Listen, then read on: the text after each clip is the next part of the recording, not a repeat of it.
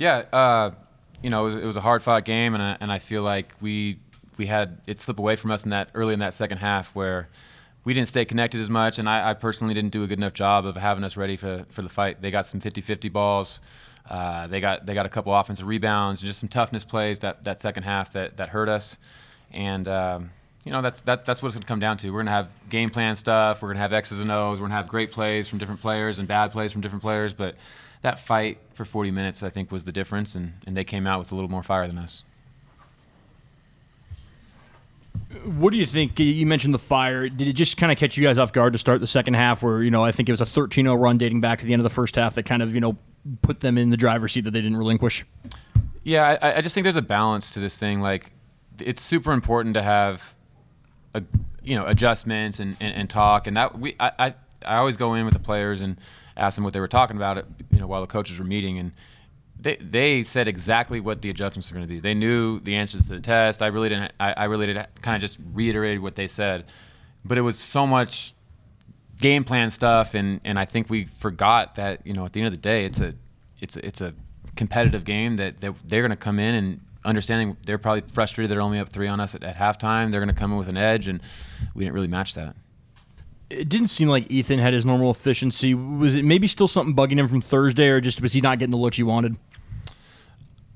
I mean, they had a game plan. Like, Ethan had a hell of a game on Thursday. They mixed their matchups. They ended up putting a big on the one, and it was pretty clear they were trying to slow him down. I thought they did a good job.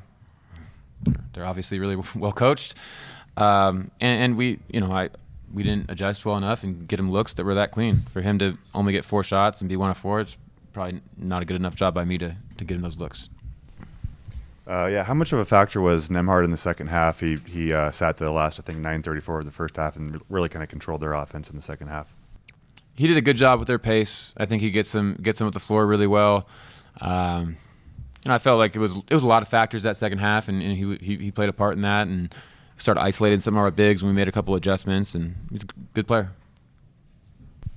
Coach, it felt like Case and Parker both held their own against a really solid Gonzaga team, Parker with a career-high 7 points. Do you feel like they've kind of been growing and getting more comfortable in the offense and defense as they've played more?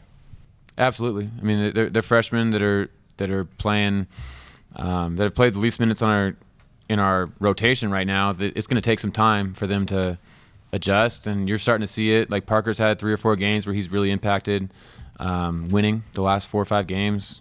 Case is starting to come into his own. It's good to see him knock down some shots. I mean, the guy's a killer in practice, and we're going to start seeing more of that.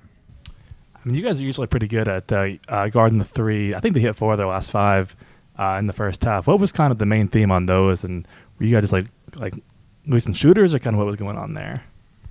A couple execution errors. I think one of them we didn't have a ball screen right. One of them we didn't have our post defense right. Kind of going into the half, that was our thing. Like, when things get tough or they throw in, a 25-second possession, we got to execute all 30 seconds of the shot clock. And I think it was more just coverage stuff. We didn't have that many like space cadet errors. I think it was more just kind of one guy doing something that wasn't exactly right in the coverage. 16 turnovers for 20 points for them. What was kind of the main thing with those? Was there like a common denominator, or kind of where were those coming from? Got a little sped up. I think that was the common theme. We had, I don't know, 4. It seemed like 3 or 4 travels that first half from being sped up. Three of our turnovers came from post entry passes. We had 12 turnovers at halftime, which is bad. But that 6 or 7 turnovers right there, they're very, very controllable. Gonzaga does a good job. 3-quarter front in the post. We knew we had to throw ball fakes. We got sped up. Coach, was it a little bit of a lost opportunity when Nemhard was on the bench? I think he went from up 3 to down 3 in that time. And what did you see? I thought Hickman maybe played pretty good in that stretch when they needed him. Yeah, I think that was definitely there was a lot of opportunities that I felt like we could have taken advantage of more, and that's for sure one of them. And they don't have too much of a drop off when they got guys coming out of the game. They have a ton of talent on that team, and obviously we could have done a little bit more and picked on that, but I think there was more of us kind of shooting ourselves in the foot at different times. Nate, you only had 5 points at halftime. What kind of clicked in the second half? And then just being out there for that blitz they had in the early second half, what did you see out there that maybe stemmed the tide there a little bit? I'll just say for the start of the first half, we were just shooting ourselves in the foot, like Coach said, just unforced turnovers, trying to get into the post. I had a couple of those, so I just got to clean that up. And then just 5 points, I think in the first half I was trying to get my teammates involved, and I think in the second half it just opened up for me, and I just took my spots at the right time. So I think I just made the right choices tonight. Anything shock you guys with this Gonzaga team, or kind of come out of the blue? And then just about playing in the environment as well, just in the kennel. I want to say it doesn't shocking. I mean, they're obviously a really good team. I mean, if we play the way we're supposed to play, we should be right there with them. So I think we just got to go back, watch the film, get better.